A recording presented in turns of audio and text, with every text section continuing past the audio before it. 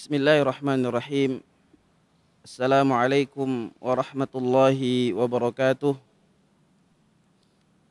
Alhamdulillahirabbil alamin. Alhamdulillahilladzi hadana li hadza wa ma kunna linahtadiya laula an hadanallah. Alhamdulillahilladzi ahalla alaina syahra ramadana bil amni was salamati wal imani wal islam. Alhamdulillahilladzi atamma alaina ni'matal imani wal islam. Thumma assalatu wassalamu ala habibina al-mustafa rasulillah wa ala alihi wa sahbihi wa man walah.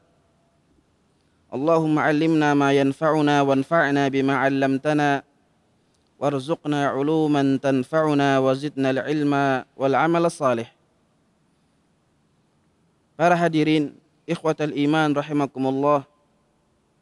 Marilah sama-sama kita panjatkan puji serta syukur kita kepada Allah Subhanahu wa taala, bahwasanya Allah Subhanahu wa taala masih mempercayakan kehidupan ini kepada kita. Sehingga dengan nikmat kehidupan ini kita mampu untuk terus mengoptimalkan segala bentuk ubudiyah, ketaatan dan ibadah kita kepada Allah Subhanahu wa taala. Dan di antara kenikmatan yang Allah kucurkan kepada kita, yang paling besar ialah saat Allah Subhanahu wa taala masih menitipkan keimanan di dalam lubuk hati kita. Sehingga dengan keimanan ini kita mampu untuk terus merasakan cinta dan kasih sayang Allah Subhanahu wa taala dalam apapun kondisi dan keadaan yang kita lalui. Saat Allah Subhanahu wa taala menanamkan keimanan yang begitu kuat di dalam hati kita, saat Allah Subhanahu wa taala mengucurkan begitu banyak kenikmatan kepada kita, maka akan melahirkan sifat kesyukuran di dalam hati kita. Yang mana tidak lantas kebaikan-kebaikan ini menjadikan kita lalai dan lupa kepada Allah Subhanahu wa taala. Dan dengan keimanan, saat Allah Subhanahu wa taala memberikan kepada kita ujian, maka akan terlahir sifat kesabaran dalam jiwa kita, yang tidak lantas menjadikan kita berburuk sangka kepada Allah Subhanahu wa taala. Karena kita meyakini bahwasanya apa yang telah Allah tetapkan dan gariskan kepada kita adalah yang terbaik untuk kita. Para hadirin, ikhwatal iman rahimakumullah. Kasih sayang Allah Subhanahu wa taala begitu besar. Saat Allah Subhanahu wa taala pertemukan kita dengan bulan Ramadan. Bulan yang mana Allah Subhanahu wa taala janjikan kemuliaan dan keberkahan di dalamnya. Para hadirin, banyak hadis-hadis yang menerangkan tentang keutamaan bulan Ramadan ini. Begitu besar kemuliaan, keberkahan dan kebaikan yang telah Allah janjikan pada bulan ini. Sehingga seandainya orang-orang beriman itu mengetahui akan kemuliaan bulan Ramadan, maka mereka akan berharap meminta kepada Allah Subhanahu wa taala agar 11 bulan yang lain dijadikan bulan Ramadan. Rasulullah sallallahu alaihi wasallam bersabda, "Man shama Ramadan," barang siapa berpuasa bulan Ramadan, fa'arafa hududah, dan dia mengetahui batasan-batasan yang mesti dia lakukan pada bulan Ramadan, wa hafidha ma yanbaghi lahu an yahfadha minhu, dan dia menjaga apa yang mesti dia jaga, menghindari apa yang mesti dia hindari pada bulan Ramadan, kaffarallahu lahu ma qablah. Allah Subhanahu wa taala akan mengampuni setiap dosa 1 tahun sebelumnya. Dalam riwayat yang lain, siyamu Ramadan ila Ramadan kaffaratun ma bainahuma. Antara Ramadan dengan Ramadan adalah kafarah, penghapus dosa di antara keduanya. Allah Subhanahu wa taala menjanjikan surga kepada kita dengan dibukanya pintu-pintu surga pada bulan Ramadan dan ditutupnya semua pintu-pintu neraka. Rasulullah sallallahu alaihi wasallam bersabda, "Idza jaa Ramadan," ketika datang bulan suci Ramadan, "futihat abwabul jannah," maka dibukalah semua pintu-pintu surga.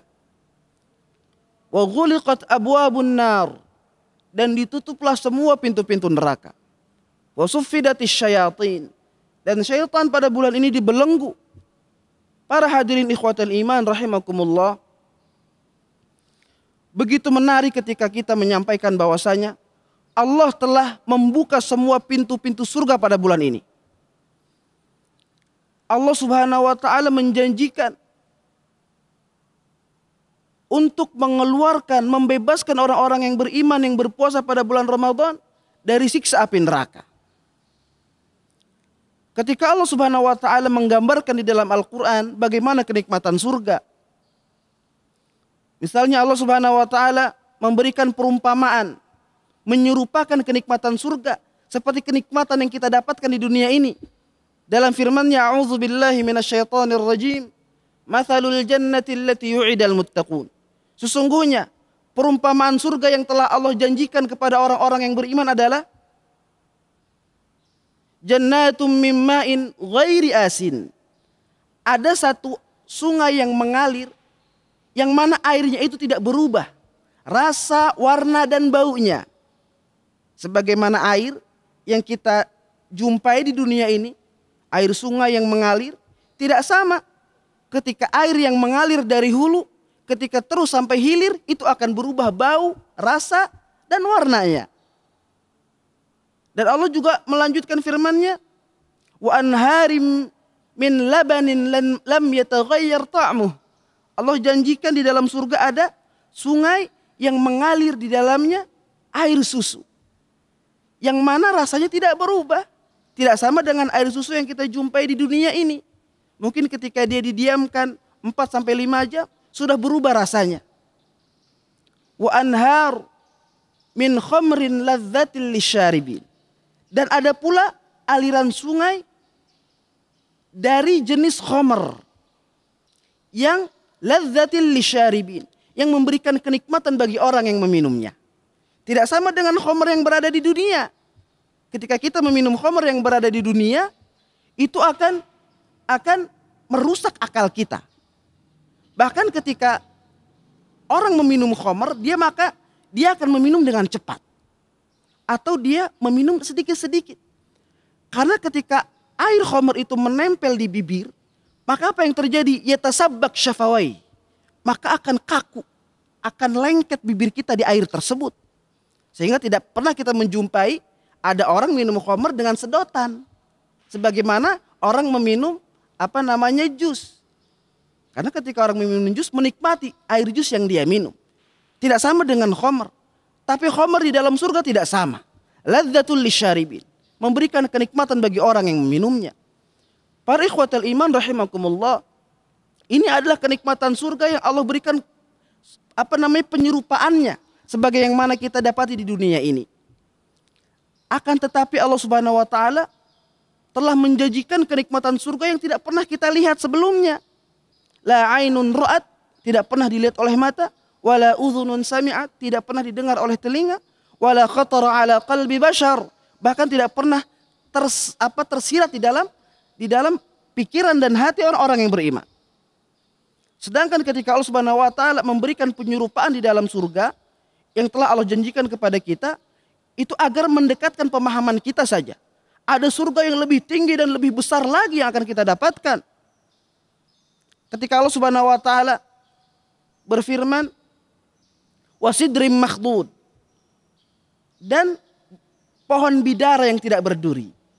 Bagaimana orang-orang Arab itu paling suka dengan pohon bidara. Dan mereka tanam di rumah-rumah mereka agar mereka bisa duduk di bawahnya, bernaung di bawahnya, dan memakan buahnya. Akan tetapi pohon bidara di dunia ini kita mesti berhati-hati. Ingin bernaung di bawah dahannya yang rindang, mesti berhati-hati dengan duri yang terdapat di ranting-rantingnya. Ingin memakan buahnya, meski berhati-hati dengan duri yang terdapat pada buahnya. Akan tetapi Allah memberikan perumpamaan. Wasidrim makhdud. Di surga ada pohon bidara, tapi dia tidak berduri, memberikan rasa aman dan kenikmatan bagi orang yang memakannya. Para jamaah ikhwatal iman rahimakumullah. Begitu besarnya kenikmatan-kenikmatan dan kemuliaan yang telah Allah janjikan pada bulan Ramadan ini, menjadikan bulan Ramadan ini menjadi bulan yang sangat dirindukan oleh orang-orang saleh sebelum kita. Diriwayatkan di dalam sebuah asar yang telah dikumpulkan oleh Al-Imam Ibnu Rajab Al-Hanbali Al-Maqdisi Ad-Dimashqi dalam kitabnya Al-Lataif, atau disebut juga dengan Lataiful Ma'arif, mengutip daripada perkataan Mu'alla Ibnu Fadl, bahwasanya ia ada berkata, kanu yad'una Allah azza wa jalla sittata ashhurin an yataqabbalahumur Ramadan. Orang-orang saleh sebelum kita sudah meminta untuk diperjumpakan dengan bulan Ramadan 6 bulan lamanya. Wa kanu yad'una Allah azza wa jalla sittata ashhurin an yataqabbala minhum. Dan mereka sudah memohon, bermunajat kepada Allah agar setiap ibadah, ketaatan, ubudiyah yang mereka lakukan untuk berjumpa dengan bulan Ramadan Allah terima. Para ikhwatal iman rahimakumullah, juga dikatakan dalam asar daripada Ibnu Abi Katsir dalam kitab yang sama, bahwasanya orang-orang saleh sebelum kita melantunkan doanya setelah mereka berpisah dengan bulan Ramadan pada tanggal 1 Syawal, mereka sudah mulai meminta diperjumpakan kembali dengan bulan Ramadan di tahun depannya. Dengan munajat mereka, Allahumma salimli ila Ramadan. Ya Allah, sampaikanlah kami kepada bulan Ramadan tahun depan. Wasallimna Ramadan, dan sampaikanlah Ramadan tahun depan kepada kami. Watasallamahu minna mutaqabbala, dan terimalah setiap amalan yang kami lakukan untuk kami sempurnakan pada bulan Ramadan kelak. Para jamaah rahmatul iman, para jamaah ikhwatul iman rahimakumullah. Dalam sebuah hadis yang diriwayatkan oleh Al-Imam Ahmad dalam musnadnya dan telah disahihkan sanadnya oleh Imam Ibnu Abi Asyakir, oleh Imam Ibnu Asyakir, dan sanadnya disahihkan oleh Syekhul Albani daripada Thalhah Ibnu Ubaidillah.